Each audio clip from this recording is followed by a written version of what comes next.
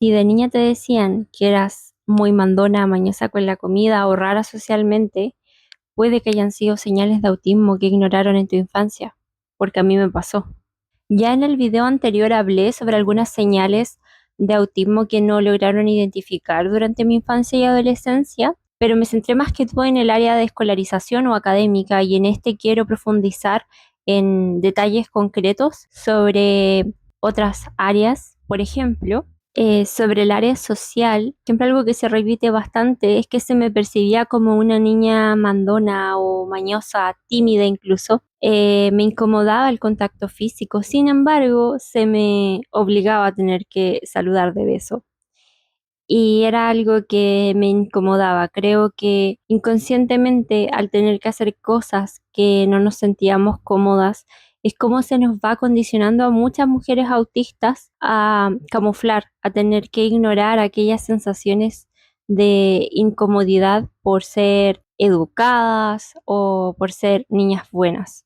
Yo incluso antes de la escolarización ya tenía dificultades con la amistad. Solía adoptar roles de dirigir a otros niños generalmente más grandes porque el juego colaborativo se me dificultaba. Prefería jugar sola y jugaba, no sé, a ordenar a mis muñecas, a mis peluches, a vestir y desvestir a mis Barbies. Juegos repetitivos, a eso es lo que quiero llegar. Y cuando lograba tener una amiga y por algún motivo dejábamos de serlo, yo sufría muchísimo y es algo que me sigue pasando porque creo como que la amistad es para siempre y suelo ser mal interpretada a veces por ciertas conductas, por cómo digo las cosas.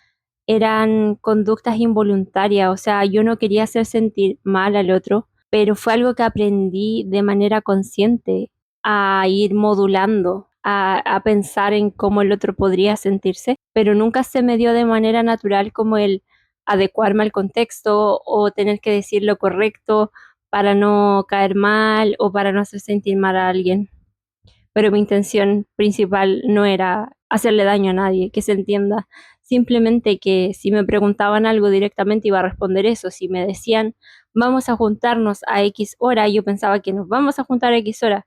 También había muchas necesidades vestibulares que yo presentaba, por ejemplo, girar, saltar la cuerda, columpiarme, que siempre fueron mis actividades favoritas y luego que me hice el perfil sensorial descubrí que era porque de esa manera me regulo. Sobre el área sensorial, si bien lo hablé de manera general, quiero poner algunos ejemplos por acá. En cuanto a la comida, los sabores eran demasiado intensos y difíciles de digerir para mí. Entonces, la cebolla, no había caso. Si llegaba a ver cebolla en el plato, yo comenzaba a separar y comía solo lo que sí podía. Y las mezclas para mí eran algo horrible, o sea, sopas, todas estas comidas que incluyen mezclas y guisos, así como que no es ni mojado ni seco. No, hasta en la actualidad es algo con lo que no puedo lidiar, la verdad. Por ejemplo, mezclar la ensalada con la comida, para nada. Pero claro, de mi entorno era percibido como que era muy exquisita o que era una maña básicamente. Sobre la fotosensibilidad, por ejemplo, que siempre ha estado presente en mí, pero durante mi desarrollo, para mí ahora es notorio cómo buscaba lugares oscuros para poder sentirme tranquila, así como también buscaba sentirme contenida, apretada.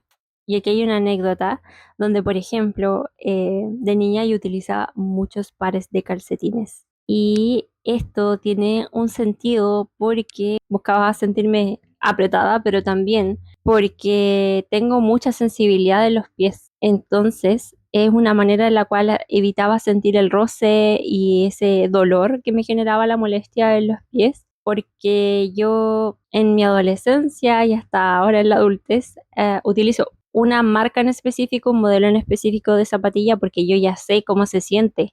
La utilizo en los días donde no puedo lidiar con ese estímulo constante si sé que voy a salir y más encima ya tengo que enfrentar otros tipos de estímulos fuera. Entonces, ahora para mí hace mucho sentido ese tipo de particularidades. La dificultad con ciertas texturas de la ropa, la fijación por ciertos colores, por ciertos elementos. Cuando me recuerdo una vez me dio con los corazones y absolutamente todo mi outfit tenía corazones, mis accesorios tenían corazones, en mis uñas me había dibujado corazones y la otra persona fue como, ¿te gustan los corazones? Y yo como, sí, ¿por qué? En mi mente yo no había notado que me los estaba poniendo todo junto porque era, si son tan lindos, ¿por qué no ponérselo todo junto? O sea, tenía todo el sentido del mundo para mí, pero ahora ya voy mezclando, por ejemplo, esto mismo, el estilo, la estética, el maquillaje, fueron cosas que, hiperfocos, que fui teniendo durante la adolescencia y cuando entraba en un tema no salía más. Entonces me es difícil desconectar de pronto de un interés y eso es algo que desde mi infancia se ha notado cuando me gustaba una película, por ejemplo, hay una en específico que veía una y otra vez y me sé los guiones de memoria y ahora cuando necesito calma vuelvo a esa película o uso los guiones de la película para mi vida cotidiana. Es Shrek 1. A nivel motor también habían señales, por ejemplo, dificultades en el equilibrio. Yo hasta en la actualidad no sé andar en bicicleta y me es imposible mantener el equilibrio y tener que coordinar todo lo que hay que hacer al mismo tiempo y no matarte en el proceso. Simplemente no puedo. La orientación me pierdo con mucha facilidad en lugares que no debería. Camino a mi casa, por ejemplo, y también la dificultad con la lateralidad. Yo no sé cuál es mi izquierda y cuál es mi derecha. Y un truco que, ujú, y un truco que adopté es tatuarme el lado derecho de mí, de mi brazo para fácilmente saber cuál es el brazo derecho, cuál es la mano derecha, si llegan a preguntármelo en algún momento.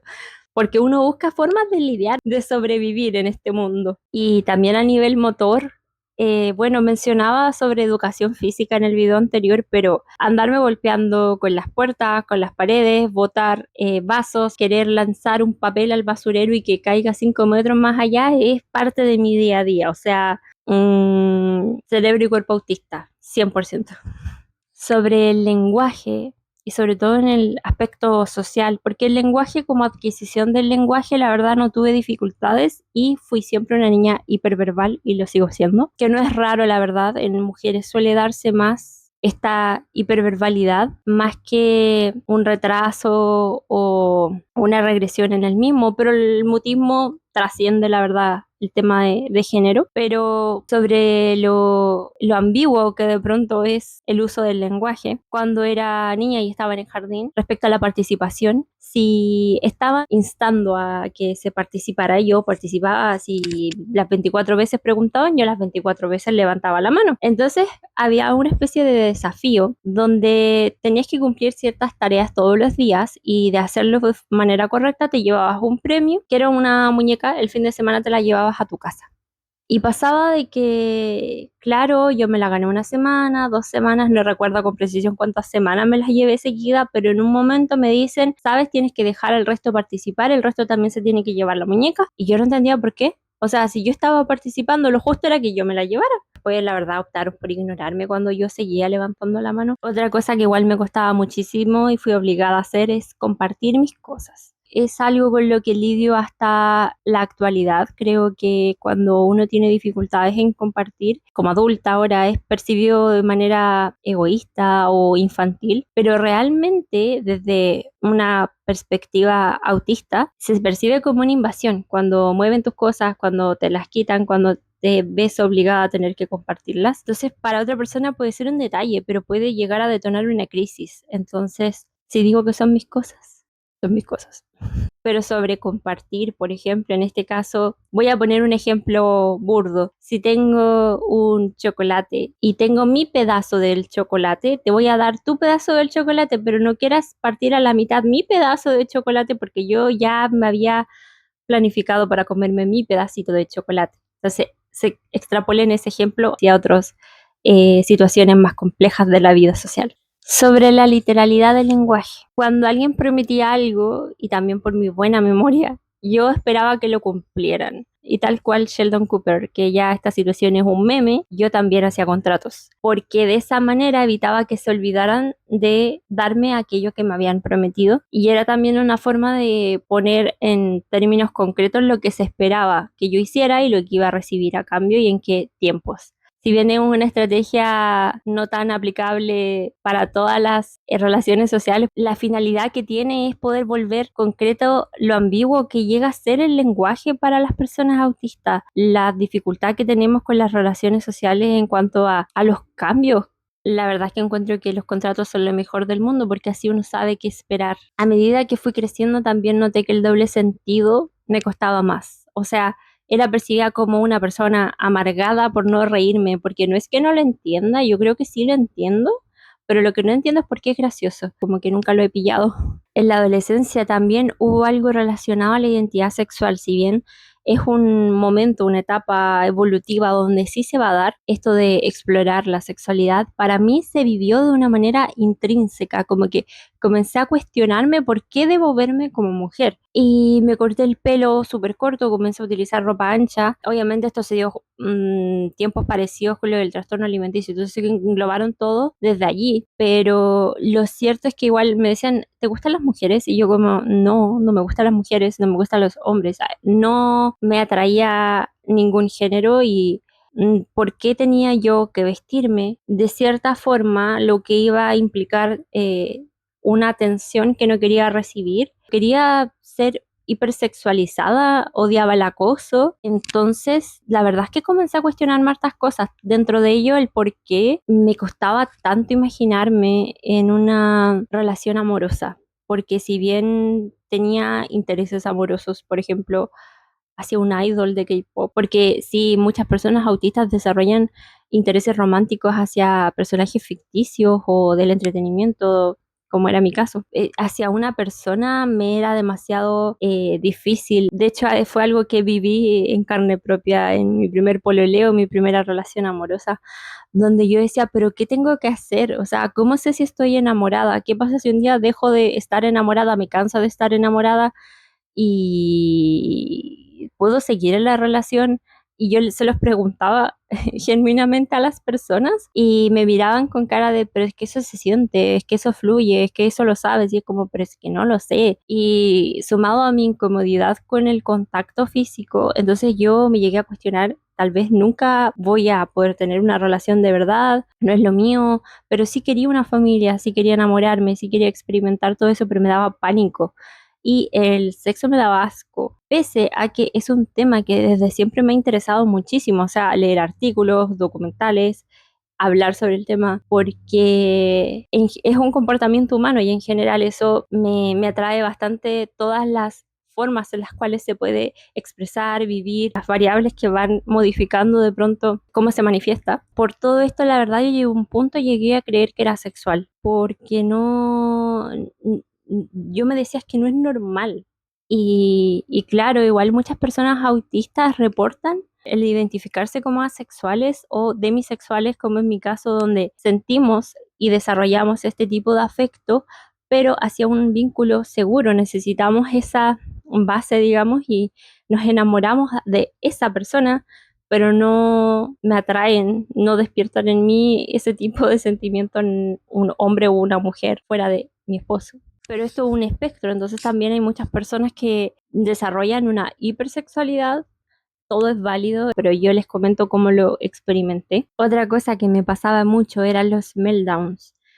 En mi casa, cuando cambiaban de lugar los muebles, recuerdo una situación en específico, que mi mamá cambió de lugar un espejo y yo me desbordé. Tenía estos como llanto, como ataques de violencia, donde tenía comportamientos también autolesivos y yo no entendía por qué, o sea, se percibe desproporcionado y yo también me lo cuestionaba. Mi mamá igual así como, pero eso no es para tanto, pero al verme de esa forma volvió a ponerlo en su lugar, pero sí quedó ahí como en la psique el por qué le molesta tanto que cambien de lugar las cosas y eso se mantiene hasta la actualidad, o sea, me generó una incomodidad y hay que hacerlo de una forma muy gradual para que no detone una crisis en mí, pero visualmente me afecta los cambios. La evitación sobre la interacción social cuando llegaban visitas a mi casa. Era la típica que se escondía o que mi mamá me tenía que obligar a saludar cuando íbamos por la calle en conocido y cuando andaba sola, si podía evitar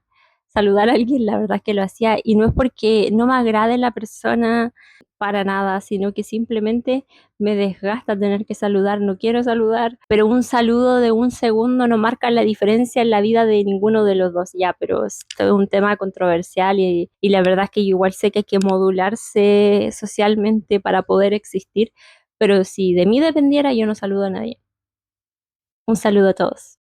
Pero fuera de broma, y para cerrar, creo que muchos de estos comportamientos y las etiquetas que se me fueron dando a medida que crecía, era de forma inconsciente catalogarme como la culpable, como algo que hay que cambiar, como algo que hay que ocultar. Y lo cierto es que me parece tan absurdo como que yo les diga que dejen su condición humana, porque la condición autista es algo inherente a mí. No puedo dejar de serlo, no es una enfermedad, no es algo que pueda disminuir y no debería hacerlo por no incomodar a otros porque muchos años de mi vida lo hice y el costo es muy alto. Es ignorar la incomodidad propia, es ignorar lo que sientes, es ignorar lo que necesitas. Entonces creo que así como no pueden dejar de ser humanos, nosotros no podemos dejar de ser autistas. Bueno, también somos humanos, pero se entiende que, espero se entienda dentro de metáfora, de ejemplo. Sé que se me van a seguir quedando ejemplos en el tintero, pero a grandes rasgos era lo que les quería compartir.